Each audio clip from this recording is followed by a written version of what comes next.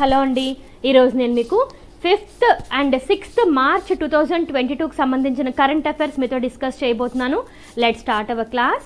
Hour first current affair is MEA. MEA అంటే ministry of external affairs unveils special logo for 75 years of Indo-Dutch diplomatic relations. 75th anniversary of the establishment of diplomatic relations between India and Netherlands. This special logo has been unveiled. So India and Netherlands యొక్క ఫ్రెండ్షిప్కి 75 years complete అయిన విషయంలో ఒక special logo అనేది launch చేయడం జరిగింది by ministry of external affairs. ఎవరు launch చేశారంటే Sanjay Verma, secretary in the ministry of external affairs, అలాగే Marten van den Berg, ambassador of the kingdom of the Netherlands ఈ జాయింట్ లోగో అన్నది అన్వీల్ చేశారు. ఈ జాయింట్ లోగోలో ఇక్కడ మనకి ఫిగర్లో కనిపించినట్టుగా ఇది ఇండియన్ మ్యాప్ ఇక్కడ ఉంది, అలాగే నెదర్లాండ్స్ యొక్క మ్యాప్ అంటే ఇండియన్ ఫ్లవర్ లోటస్, నెదర్లాండ్స్ యొక్క ఫ్లవర్ తులిప్, ఈ రెండు ఫ్లవర్స్ని మిక్స్ చేసి ఒక స్పెషల్ లోగో అనేది డిజైన్ చేశారు India Netherlands 75 years of friendship కారణంగా. అలాగే ఈ 75 years ఆఫ్ ఫ్రెండ్షిప్ అనేది పొలిటికల్గాను, ఎకనామికల్గాను, కమర్షియల్గాను కూడా ఇన్ని ఇయర్స్గా ఇండియాకి నెదర్లాండ్స్కి ఉన్న ఒక స్నేహపూర్వక సంబంధం గుర్తుగా ఈ లోగో అనేది లాంచ్ చేయడం జరిగింది. Moving on to the next news. Konark is going to be the first model town in Odisha to shift from grid dependency to green energy. Konark సూర్య దేవాలయం అందరికీ కూడా తెలిసిందే. ఇది ఎక్కడ ఉంటుంది అంటే ఒరిస్సాలో ఉంటుంది. అయితే ఒరిస్సాలో ఉన్న సన్ టెంపుల్ ఫస్ట్ టైం ఏంటంటే సోలార్ ఎనర్జీని యూజ్ చేసి టెంపుల్ యొక్క అవసరాలు తీర్చుకునేందుకు గాను ఒడిశా గవర్నమెంట్ డిసైడ్ చేయడం జరిగింది. So Odisha government has issued a policy guideline in this regard. So central government has launched a scheme for solarization of Konark sun temple and Konark town in Orissa. So ఒరిస్సాలోనే first time ఏంటంటే Konark sun temple ఉన్న ఆ town ఏదైతే ఉందో అదంతా కూడా solarisation చేయాలని చెప్పేసి ఒరిస్సా గవర్నమెంట్ డిసైడ్ చేయడం జరిగింది. అయితే totally 2750 megawatts of renewable energy అనేది ప్రొడ్యూస్ చేయాలని చెప్పేసి ఒరిస్సా గవర్నమెంట్ అనుకుంటుంది. ఎలా అంటే సన్ ద్వారా, విండ్ ద్వారా, బయోమాస్ ద్వారా, special hydro and waste energy ద్వారా ఈ యొక్క 2750 మెగావాట్స్ ఆఫ్ రెన్యూవబుల్ ఎనర్జీ అనేది ప్రొడ్యూస్ చేయాలని చెప్పేసి ఒరిస్సా గవర్నమెంట్ ఒక గైడ్లైన్ అనేది తీసుకురావడం జరిగింది. అయితే ఒక్క సన్ ద్వారానే 2200 మెగావాట్స్ ఆఫ్ సోలార్ ఎనర్జీ ఉత్పత్తి చేయాలని చెప్పేసి కూడా డిసైడ్ అవ్వడం జరిగింది. సో ఒరిస్సాలో ఫస్ట్ సిటీ ఏంటి టు బికమ్ సోలరైజ్డ్ అంటే Konark sun temple area. Moving on to the next news. Initiative for fisherman Sagar Parikrama to be flagged off today. Sagar Parikrama అనేది ఒక ఇనిషియేటివ్ నేమ్. సాగర్ పరిక్రమ ఎవరి కోసం అంటే ఫిషర్ మ్యాన్ కోసం. అంటే మన కోస్టల్ ఏరియా ఇండియాలోని 3 sides మనకి ఓషన్ ఉంటుంది, కోస్టల్ లైన్ అనేది ఉంటుంది. సో ఈ కోస్టల్ లైన్లో ఉన్న ఫిషర్ మ్యాన్ ఎవరైతే ఉన్నారో వాళ్ళకి బెనిఫిట్స్ అందేలాగా ఒక ప్రాజెక్ట్ స్టార్ట్ చేయాలి అని చెప్పేసి సాగర్ పరిక్రమ అనే ఒక ప్రాజెక్ట్ని లాంచ్ చేయడం జరిగింది. It's initiative completely for the fissure man. While the program is planned to be held in the states that have coastline, Gujarat will be the first state as part of this initiative. అయితే ఈ Coast లైన్లో ఉన్న ప్రతి state కూడా ఈ యొక్క programme అన్నది implement చేయడం జరుగుతుంది. కాకపోతే ఫస్ట్గా ఏంటంటే గుజరాత్లో లాంచ్ చేశారు. Union minister of fisheries, animal husbandry and dairy Purushottam Rupala outline that Sagar Parikrama initiative will be aimed at understanding challenges, experiences and aspirations of the fisherman community. So fisherman కమ్యూనిటీలో ఫేస్ చేస్తున్న ఛాలెంజెస్ ఏవైతే ఉన్నారో, సో వాళ్ళ ఆస్పిరేషన్స్ ఏవైతే ఉన్నావని నెరవేర్చడానికి ఈ యొక్క స్కీమ్ అనేది ఉపయోగపడుతుందని చెప్పేసి union ministry of fisheries, animal husbandry and dairy Purushottam Rupala గారు చెప్పడం జరిగింది. సో ఈ ఎయిమ్ ఏంటంటే మెయిన్ అంటే ఎక్కడో దూరంగా ఫిషర్ హార్బర్స్ ఉంటే అక్కడికి మాత్రం వెళ్ళి అంతా తెచ్చుకొని ఇక్కడ వీళ్ళకి ఒక దగ్గర ఒక ప్లేస్ లేకపోవడం, ఎక్కడ సేల్ చేయాలో తెలియకపోవడం, తర్వాత ఈ ఫిషర్ మ్యాన్కు ఉన్న స్కీమ్స్ ఏవైతే ఉన్నాయో వాళ్ళ బెనిఫిట్స్ ఏవైతే ఉన్నాయో వాళ్ళకి తెలియకపోవడం. సో ఇవన్నీ ఏంటంటే అంటే ఒక హార్బర్ లాంటి ఎన్విరాన్మెంట్ ఒక మెయిన్ హార్బర్స్ దగ్గరే కాదు, ఒక normally fishing points across the country కూడా ఉండాలి. అలాగే ఫిషింగ్ విలేజెస్ కూడా ఏంటంటే ఒక వైబ్రెంట్ విలేజెస్గా డెవలప్ చేయాలని ఒక ఉద్దేశంతో ఈ యొక్క స్కీమ్ సాగర్ పరిక్రమ స్కీమ్ని లాంచ్ చేయడం జరిగింది. అయితే ఇది మొత్తం కాస్ట్ లైన్ ఉన్న ఏరియా అంతా కూడా ఈ స్కీమ్ అనేది వర్తిస్తుంది. కాకపోతే ఫస్ట్ స్టార్టింగ్ అంటే గుజరాత్లో ఈ స్కీమ్ అనేది పెట్టడం జరిగింది. Moving on to the next news. Vidya Balan named as brand ambassador for Bharti AXA life insurance. Bharti AXA life ఇన్సూరెన్స్కి విద్యా బాలన్ గారిని బ్రాండ్ అంబాసిడర్గా చేయడం జరిగింది. ఈ బ్రాండ్ అంబాసిడర్స్ అనేవి చాలా ఎక్కువ గుర్తుపెట్టుకోవాలండి. సో డెఫినెట్లీ ఒక క్వశ్చన్ అనేది ఎగ్జామ్లో అడగవచ్చు. So who is a brand ambassador of so and so అని చెప్పేసి. సో ఎప్పుడైతే కరెంట్ అఫైర్స్లో మనకి బ్రాండ్ అంబాసిడర్స్ వచ్చాయో you should remember perfectly. So Vidya Balan గారు she named as a brand ambassador for Bharti AXA life insurance. Bharati AXA Life Insurance has appointed National Award-winning actress Vidya Balan as its brand ambassador. She is a brand ambassador will help in promoting the Do the Smart Thing campaign of the Bharati AXA program. So Bharati AXA program సంబంధించి do the smart thing అనే campaign promote చేయడానికి గాను విద్యా బాలన్ గారిని brand అంబాసిడర్గా ఎన్నుకోవడం జరిగింది. Moving on to the next news. Jet Airways named Sanjeev Kapoor as CEO 2022. Jet Airways Sanjeev Kapoor గారిని సీఈఓగా నియమించడం జరిగింది. Sanjeev Kapoor has been appointed as new chief executive officer of Jet Airways. Prior to this, Kapoor was the president of Oberoi Hotels and he also worked as a chief operating officer at SpiceJet. So ఇలా ఒక అర్హత ఉన్న వ్యక్తిని సీఈఓగా jet Airways నియమించుకోవడం జరిగింది. ఆయన పేరేంటి? Sanjeev Kapoor. Moving on to the next news. India and international telecommunication union sign host country agreement.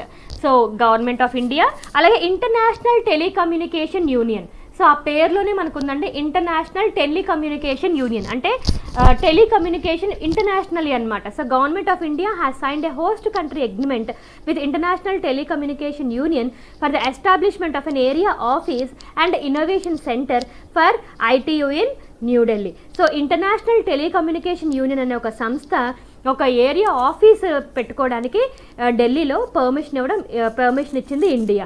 So ఒక agreement కూడా వాళ్ళు సైన్ చేయడం జరిగింది. So the area office and innovation centre at of international trade union at New Delhi will serve.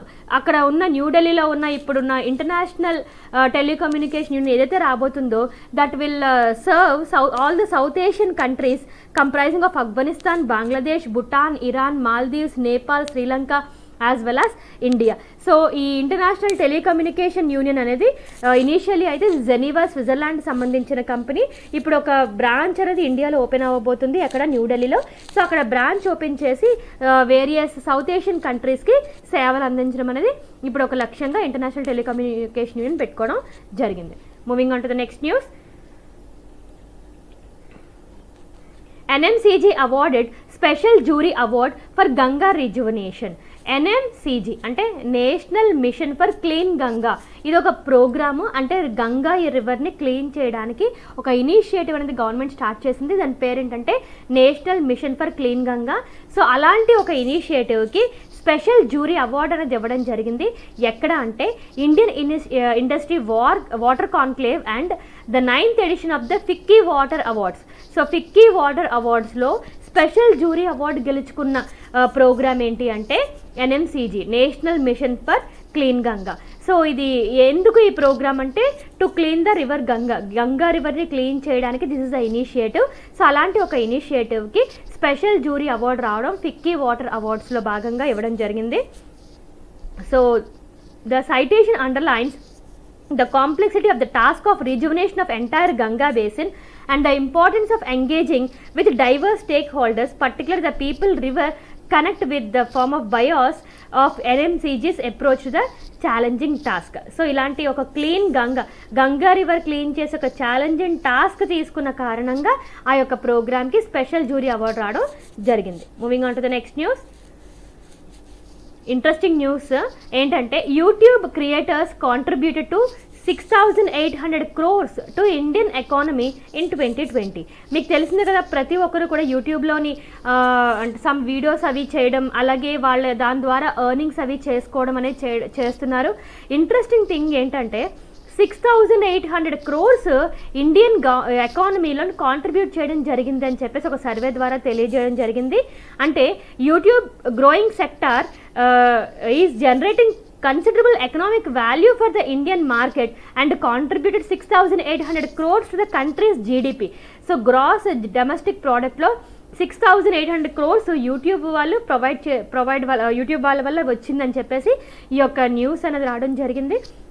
while supporting 6.83 lakhs full time equivalent jobs in 2020. ఇప్పుడు ఎవరైతే full time jobs చేస్తున్నామో so అలాగా యూట్యూబ్లోనే full time job చేస్తూ కూడా 6.83 lakhs మంది ఉన్నారు అని చెప్పేసి ఒక సర్వే చెప్పడం జరిగింది. అలాగే మోర్ దాన్ అంటే ఒక వీడియో ఏదైనా చేస్తే 1 lakh కన్నా ఎక్కువగా సబ్స్క్రైబర్స్ ఉన్న వాళ్ళు 40,000కి పైగా ఉన్నారని చెప్పేసి ఈ యొక్క నివేదిక అనేది ఇవ్వడం జరిగింది. సో అలాగే ఇంట్రెస్టింగ్ థింగ్ ఏంటంటే 6,800 crores of GDP YouTubers create చేయడం అనేది జరిగిందని చెప్పేసి ఒక సర్వే చెప్పడం జరిగింది. ఆ సర్వే ఏంటి అంటే ఆక్స్ఫర్డ్ ఎకనామిక్స్ అనే సర్వే ఈ యొక్క గణాంకాలు అనేది రిలీజ్ చేయడం జరిగింది. Moving on to the next news. Ministry of Electronics and IT inaugurates tech conclave 2022. So ఏ రెండు ఆధ్వర్యంలో టెక్ కాన్క్లేవ్ అన్నది జరిగింది అంటే మినిస్ట్రీ ఆఫ్ ఎలక్ట్రానిక్స్ అలాగే IT. So national informatics centre has partnered with government on digital initiatives. So ఒక digital initiative అంటే 5G technology. Like ఇప్పుడు ప్రజెంట్ ఇండియా అంతా కూడా 5G, ఇండియానే కాదు వరల్డ్ అంతా కూడా 5G టెక్నాలజీ ఇంప్లిమెంట్ చేసే పనిలో పడింది. సో అందుకు గాను various conclaves based on IT sector కూడా ఇప్పుడు మీటింగ్స్ అవి ఇలాంటివి పెట్టుకోవడం కూడా జరుగుతుంది. సో అలాగే రీసెంట్గా minister of electronics and IT inaugurates tech conclave 2022. So ఇది బెస్ట్ అంటే ఇది దేనికి అని చెప్పేసి అంటే మెయిన్గా so it's a pan India ICT infrastructure digital platforms and solution for the government exclusive usage over the years. So అలాగే the tech conclave will provide IT managers from government ministers and departments information latest ICT technology and their applications as well as industry best practices. So latest information technology use చేసేలాగా అది apply చేసేలాగా so ఇండస్ట్రీకి దానివల్ల best practices అందేలా చూసుకునేలాగా ఈ conclave అనేది support చేయడం జరుగుతుంది.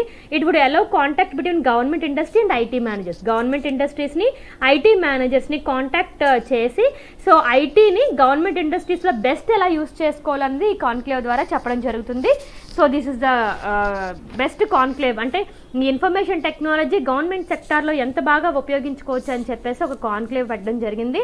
సో ఎవరెవరంటే Ministry of Electronics and IT. Moving on to the next news. ICC Women's World Cup New Zealand 2022 begins. So ICC Women's Cricket World Cup has kicked off on March 4, 2022 in New Zealand. So women's cricket world cup అనేది start అయింది ఎప్పుడు అంటే March 4th న్యూజిలాండ్లో start అయింది. అది 12th edition of the ICC women's cricket cup.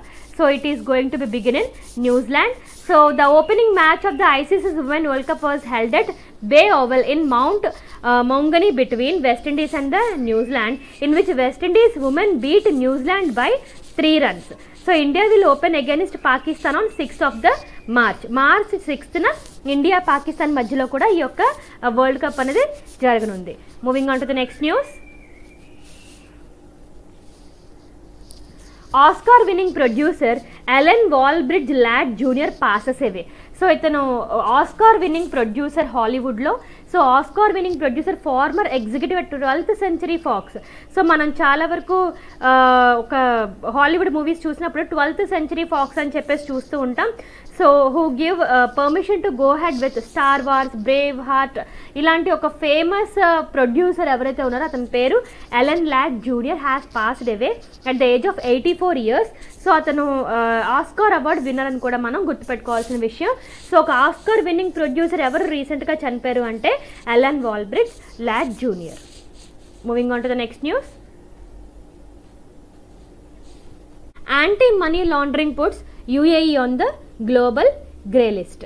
So ఏంటి దీని meaning అంటే ఒక సంస్థ ఉంది ఏంటంటే financial action task force. So అది ఒక ప్యారిస్ బేస్డ్ సంస్థ అండి. సో ఇట్స్ ఏంటంటే కంప్లీట్లీ ఒక వాచ్ డాగ్ అని చెప్పుకోవచ్చు మనం దీన్ని, ఈ సంస్థని మనం వాచ్ డాగ్ అని చెప్పొచ్చు. It's a financial action task force. ఈ చార్ట్ గుర్తుపెట్టుకోండి. సో దీంతో మనకి చాలా ఉపయోగం ఉంది. So financial action task force అంటే ఇది ఒక వాచ్ డాగ్ లాగా అనమాట. ఇది ప్రతి కంట్రీని వాచ్ చేస్తూ ఉంటుంది. వాచ్ చేసి ఏదైనా కంట్రీ టెర్రరిజంని కానీ మనీ లాండరింగ్ కానీ ఎంకరేజ్ చేస్తే అలాంటి వాళ్ళని కంట్రీస్ని డిపెండ్ ఆన్ దేర్ అంటే వాళ్ళ ఎంకరేజ్మెంట్ లెవెల్ బట్టి వాళ్ళని గ్రే లిస్ట్లో కానీ బ్లాక్ లిస్ట్లో కానీ పెట్టడం జరుగుతుంది. సో అలా గ్రే లిస్ట్లో పెట్టింది అంటే ఆ కంట్రీ మనీ లాండరింగ్ని కానీ లేకపోతే టెర్రరిజంని కానీ ఎంకరేజ్ చేస్తుందని లెక్క. సో అలాగా రీసెంట్గా యుఏఈ యునైటెడ్ అరబ్ ఎమిరేట్స్ అనే కంట్రీని FATF సంస్థ గ్రే లిస్ట్లో పెట్టడం జరిగింది. So UAE has been placed on a grey list by the global body focused on fighting money laundering over concerns that the nation is not doing enough to stop criminals and militants from hiding their wealth there. So ఈ యొక్క UAE ఏదైతే ఉందో so money laundering ప్రాసెస్ని కానీ లేకపోతే terrorism ఏదైతే ఉందో అవి చేసే మిలిటెంట్స్ని కానీ వాళ్ళ యొక్క వర్క్స్ని స్టాప్ చేసే ప్రయత్నం అది చేయడం లేదు అన్న ఒక దీని మీద UAEని గ్రే లిస్ట్లో పెట్టడం జరిగింది. So the decision last Friday night by Paris base FATF. ఇలా FATF సంస్థ కనుక ఏదైనా ఒక కంట్రీని గ్రే లిస్ట్లో కానీ బ్లాక్ లిస్ట్ అంటే ఇంకా కంప్లీట్లీ ఆ కంట్రీ ఇంకా టెర్రరిజంని సపోర్ట్ చేస్తుందని లెక్క. సో గ్రే లిస్ట్లో ఉంది అంటే సమ్హౌ దే ఆర్ సపోర్టింగ్ అన్నట్లు లెక్క. సో ఒక ఏదైనా ఒక కంట్రీ ఇలా గ్రే లిస్ట్లో కానీ బ్లాక్ లిస్ట్లో కానీ వెళ్ళింది అంటే ఈ మనీ ఎవరైతే ఇస్తారో లైక్ వరల్డ్ బ్యాంక్ ఉంది, IMF ఉంది, ఇవన్నీ ఏంటంటే కష్టకాలంలో కంట్రీస్కి మనీ ఇస్తూ ఉంటుంది కదా. సో అలాంటి ఒక వరల్డ్ బ్యాంక్ సపోర్ట్ కానీ లేదంటే IMF యొక్క సపోర్ట్ అంటే మనీ పరంగా ఏ వరల్డ్ బ్యాంక్ కూడా ఇంకా కంట్రీకి సపోర్ట్ చేయదన్నమాట. ఈవెన్ 1 రూపీ కూడా వాళ్ళు ఇంకా ఆ కంట్రీకి సపోర్ట్ చేయరు. ఎప్పుడైతే FATF కనుక ఏదైనా ఒక కంట్రీని గ్రే లిస్ట్లో కానీ బ్లాక్ లిస్ట్లో కానీ పెట్టడం జరిగింది అంటే వాళ్ళకి ఎటువంటి మానిటరీ సపోర్ట్ కూడా ఎటువంటి ఇంటర్నేషనల్ సంస్థల నుంచి కూడా రాదన్నమాట. సో అలాంటి ఒక గ్రే లిస్ట్లోకి ఇప్పుడు UAE వెళ్ళిపోవడం జరిగింది. So on a list of 23 so ఇప్పుడు అబుదాబి అంటే ఇప్పుడు UAE కూడా ఆ లిస్ట్లోకి వెళ్ళిపోయింది, including mid east nations like Jordan, Syria, Yemen వీటితో పాటుగా ఇప్పుడు UAE కూడా ఆ యొక్క గ్రే లిస్ట్లోకి వెళ్ళిపోవడం జరిగింది. Moving on to the next news. ఇది కూడా చాలా ఇంట్రెస్టింగ్ న్యూస్ ఏనండి. India abstains in UNHRC vote on establishing independent commission of enquiry on Russia Ukraine crisis. So ఒక ఇష్యూ వచ్చిందండి, అంటే రష్యాకి యుక్రెయిన్కి మధ్యలో ఇప్పుడు వార్ అనేది జరుగుతుంది. సో అలాంటి వార్కి UNHRC అంటే United nations human rights council. So ఈ హ్యూమన్ రైట్స్ అంటే ఇప్పుడు ఈ వార్ అనేది జరగడం వల్ల యుక్రెయిన్లోని హ్యూమన్ రైట్స్ అనేవి దెబ్బతింటున్నాయి, అక్కడ చాలామంది అమాయకులు బాధపడుతున్నారు అని చెప్పేసి UNHRC అనే ఒక కౌన్సిల్కి యుక్రెయిన్ విన్నవించుకోవడం జరిగింది. సో ఇప్పుడు ఆ కౌన్సిల్ ఒక కమిషన్ అనేది ఏర్పాటు చేయడం జరిగింది ఈ విషయం మీద. సో ఒక ఓటింగ్ అనేది అడిగింది ప్రపంచవ్యాప్తంగా. సో అంటే నిజంగా ఈ హ్యూమన్ రైట్స్ అనేవి దెబ్బతింటున్నాయా అనే ఒక దీని మీద ఒక కమిషన్ ఏర్పాటు చేసి ఒక ఓటింగ్ అనేది అడగడం జరిగింది. సో అలాంటి ఓటింగ్లో 47 మెంబర్స్ ఓటెడ్, 47 మెంబర్ కంట్రీస్ అనేవి అందులో ఓటింగ్కి పాల్గొన్నాయి. అయితే 32 కంట్రీస్ ఫేవర్గా ఓట్ చేశాయి ఎగెయినిస్ట్ రష్యాకి ఎగెయినిస్ట్గా 32 కంట్రీస్ ఫేవర్గా ఓట్ చేశాయి. అలాగే 13 countries like India, China, Pakistan ఇవేవైతే ఉన్నాయో అంటే ఓటు వేయలేదండి, ఇవి ఓటు వేయలేదు. అలాగే కొన్ని కంట్రీస్ ఏవైతే ఉన్నాయో లైక్ ఫ్రాన్స్, జపాన్, నేపాల్ ఇవన్నీ ఏంటంటే ఇవి లైక్ అక్కడ ఈ హ్యూమన్ రైట్స్ యాక్టివిటీస్ని దెబ్బతింటున్నాయి అని చెప్పేసి వీళ్ళు ఓట్ చేయడం జరిగింది. అంటే యుక్రెయిన్లోని చాలామంది స్త్రీలు కానివ్వండి, పిల్లలు కానివ్వండి, అమాయకులు కానివ్వండి ఈ వార్ వల్ల వాళ్ళ యొక్క హ్యూమన్ రైట్స్ అనేవి దెబ్బతింటున్నాయని చెప్పేసి యుక్రెయిన్ ప్రభుత్వం విన్నవించుకోవడం వల్ల ఒక కమిషన్ ఏర్పాటు చేయడం జరిగింది 47 మెంబర్ కంట్రీస్తో. అక్కడ మన ఇండియా పాత్ర ఏంటి అంటే ఇండియా రష్యాకి ఆపోజిట్గా ఓటేసిందా, రష్యాకి ఫేవర్గా ఓటు వేసిందా, లేకపోతే అసలు ఓటు వేయలేదా అనేది మనకు క్వశ్చన్ వచ్చినట్టయితే ఇండియా అనేది అబ్స్టైన్ అంటే ఇట్ స్టాప్స్ అనమాట. అంటే ఆ ఓటింగ్లో ఇండియా అసలు పాల్గొనలేదు. సో 47 మెంబర్ కంట్రీస్ ఉంటే 32 కంట్రీస్ అంటే అగెనిస్ట్ రష్యాకి ఓటేయడం జరిగింది. అలాగే 13 కంట్రీస్ అసలు ఓటే వేయకుండా ఉండడం జరిగింది. అలాంటి కంట్రీస్లో India one of the country. Moving on to the next news. The fire at Ukraine's nuclear power plant and the risks is pose. ఇది చాలా ఇంట్రెస్టింగ్ న్యూస్ అండి. ఇప్పుడు రష్యాకి యుక్రెయిన్కి వార్ జరుగుతున్న కారణంగా రష్యా ఏం చేసిందంటే యూరప్ ఖండంలోనే లార్జెస్ట్ న్యూక్లియర్ పవర్ ప్లాంట్ ఏంటి అంటే జపోరిజా అని చెప్పేసి. జపోరిజా అనేది ఒక న్యూక్లియర్ పవర్ ప్లాంట్. అది ఏంటంటే యుక్రెయిన్లో ఉంది అది యాక్చువల్గా. సో అది యూరప్లోనే అది ఒక లార్జెస్ట్ న్యూక్లియర్ పవర్ ప్లాంట్ అనమాట. అలాంటి పవర్ ప్లాంట్ని డిస్ట్రాయ్ చేసే ప్రయత్నం రష్యా చేసిందని చెప్పేసి ఒక వార్త రావడం జరిగింది. ఫైర్ అని చెప్పేసి న్యూక్లియర్ పవర్ ప్లాంట్లో అక్కడ న్యూక్లియర్ పవర్ ప్లాంట్ కనుక పేలిపోతే ఎంత విధ్వంసం జరుగుతుందో అందరికీ తెలుసు. సో అలాంటి న్యూక్లియర్ పవర్ ప్లాంట్లో ఫైర్ అనేది రష్యా బలగాలు చేయడం జరిగింది. సో ఎక్కడ అంటే యుక్రెయిన్లో ఆ పవర్ ప్లాంట్ పేరేంటి అంటే జపోరిజా పవర్ ప్లాంట్ని రష్యా బలగాలు ఫైర్ చేయడం జరిగింది. సో దీనివల్ల ఏంటంటే ఇది ఏంటంటే మెయిన్ యూరప్లోనే largest nuclear power plant. That's why this is the information which is came in news. And this is the last news but not the least news, and this is about the current affairs as on 5th and 6th March 2022. Hope you like it. Thank you.